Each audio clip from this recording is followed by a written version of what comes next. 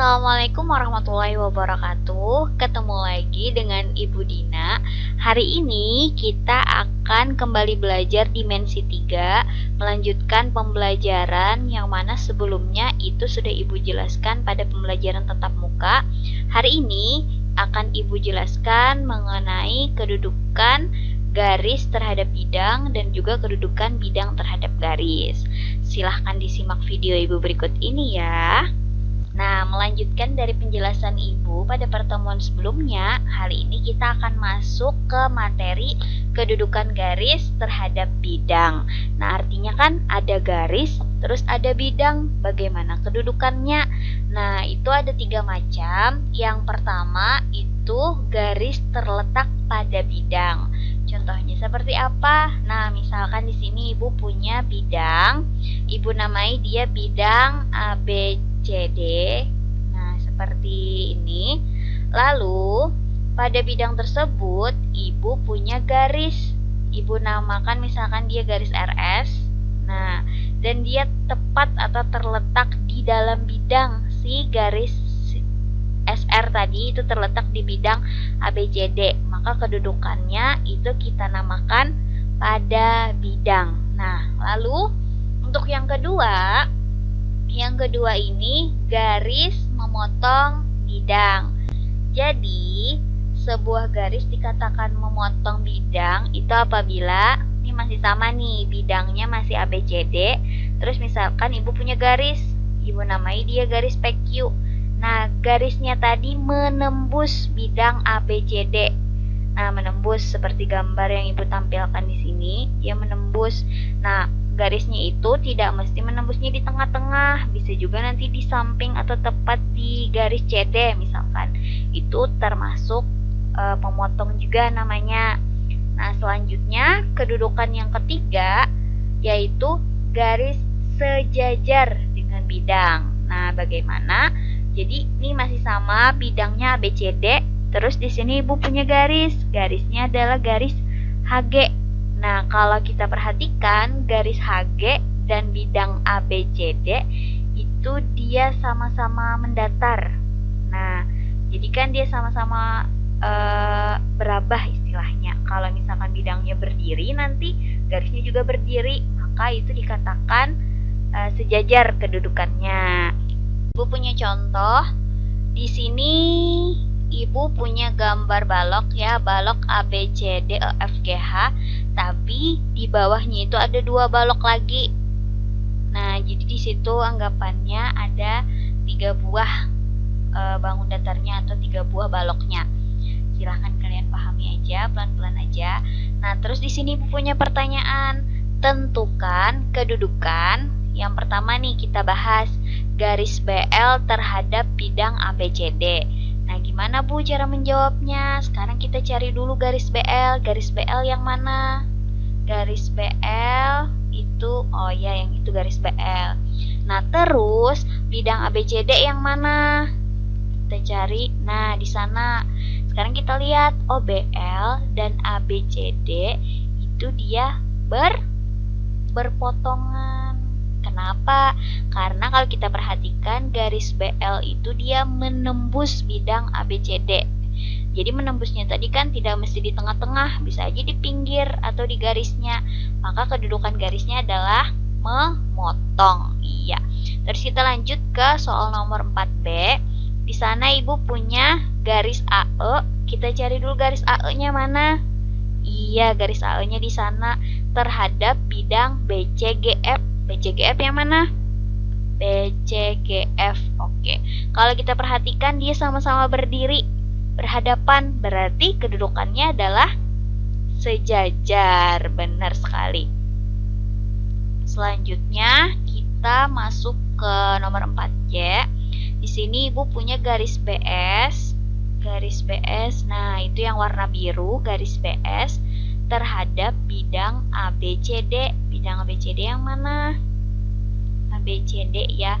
Nah, kalau kita perhatikan si garis BS itu dia terletak pada bidang ABCD. Berarti kedudukannya benar pada bidang. Itu sudah jelas ya. Selanjutnya nomor 4D. itu misalkan ibu punya garis PQ. Oke, garis PQ. Yang ini garis PQ terhadap bidang KLMN. Yang mana KLMN? Oke, KLMN. Nah, berarti dia apa tuh? Pada bidang, benar, karena PQ-nya ini ada di bidang KLMN, berarti jawabannya pada bidang, benar sekali. Terus yang terakhir yang 4E. 4E misalkan ibu punya garis SP, kita cari dulu garis SP-nya mana? Garis SP, oke, ketemu. Terus terhadap bidang EFGH, mana bidang EFGH? Oh, ternyata di atasnya. Nah, sekarang kita cek lagi garis SP dan EFGH.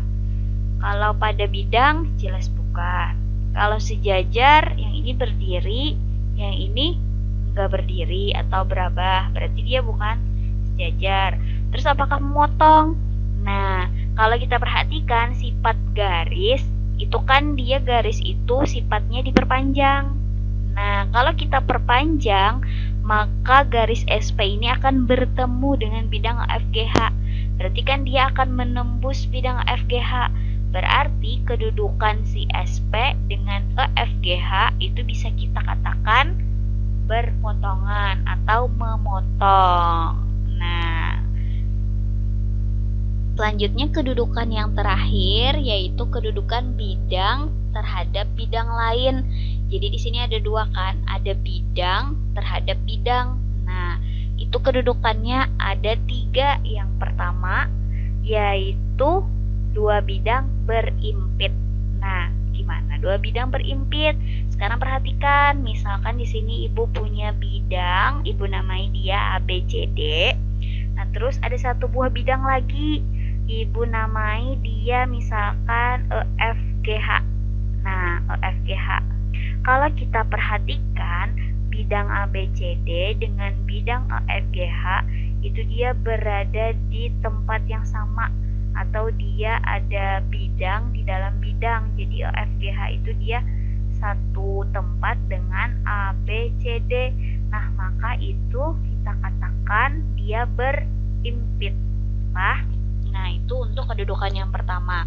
Sekarang kedudukan yang kedua yaitu dua bidang sejajar.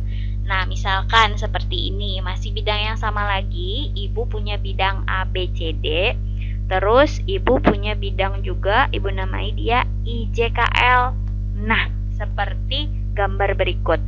Artinya kan antara bidang ABCD dengan bidang IJKL dia sama-sama mendatar atau sama-sama berabah. Berarti dia sejajar.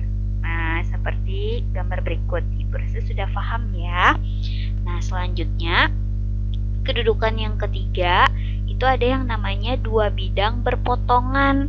Jadi bidang ABCD di sini, terus ibu punya bidang lain. Misalkan nih ibu namai dia bidangnya adalah MNOP. Oke, boleh ya ibu namai seperti itu. Nah, jadi kalau kita buat bidang, nah bidang apa tadi namanya MNOP itu menembus bidang ABCD. Nah, menembusnya tadi tidak mesti harus di tengah-tengah ya, bisa pada garis AB ataupun garis CD. Nah, tidak harus rata, tidak harus mereng seperti itu, tapi bisa juga nanti rata atau berdiri garisnya. Yang penting di situ ada titik potongnya. Nah, seperti itu. Oh ya, untuk bidang itu sifatnya mirip seperti garis, dia bisa diperpanjang. Jadi nanti diperhatikan. Maksud ibu diperluas untuk bidang. Nah, contohnya seperti berikut ini. Nah, contoh yang kelima. Nih, misalkan masih gambar kubus yang sama seperti yang tadi. Cuman pertanyaannya nih, ibu bedakan. Kita akan bahas mengenai bidang terhadap bidang. Nah, sekarang kita coba jawab nomor 5A. Di sini ibu mau menentukan kedudukan bidang SPQR. Kita cari SPQR yang mana? Oke, nah SPQR sudah ketemu terhadap bidang ABCD. ABCD. Oke. Nah, kalau kita perhatikan SPQR itu dia akan menembus bidang ABCD. Nah, berarti itu jelas kedudukannya adalah memotong. Benar sekali. Nah, selanjutnya kita akan bahas nomor 5B. Di sini Ibu punya bidang BCRS. Kita cari dulu BCRS yang mana. Tuh sudah ketemu yang merah terhadap bidang ABCD. ABCD yang mana? Oh, ternyata bidang BCRS ini dia berada di tempat yang sama dengan ABCD. Nah, sama-sama satu daerah, dia satu tempat, berarti dia kedudukannya jelas, dia berimpit. Oke, sudah paham ya Ibu rasa? Selanjutnya ke pembahasan nomor 5C. Di sini Ibu punya bidang PLMQ.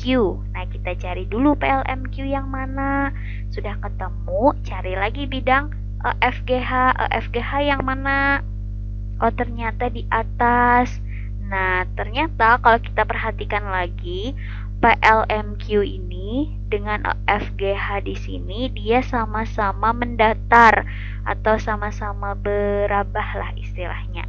Berarti kan nih sudah jelas nih kedudukannya bahwa dia sejajar. Oke. Nah, itu tadi video penjelasan dari Ibu. Semoga apa yang Ibu sampaikan itu bisa dipahami.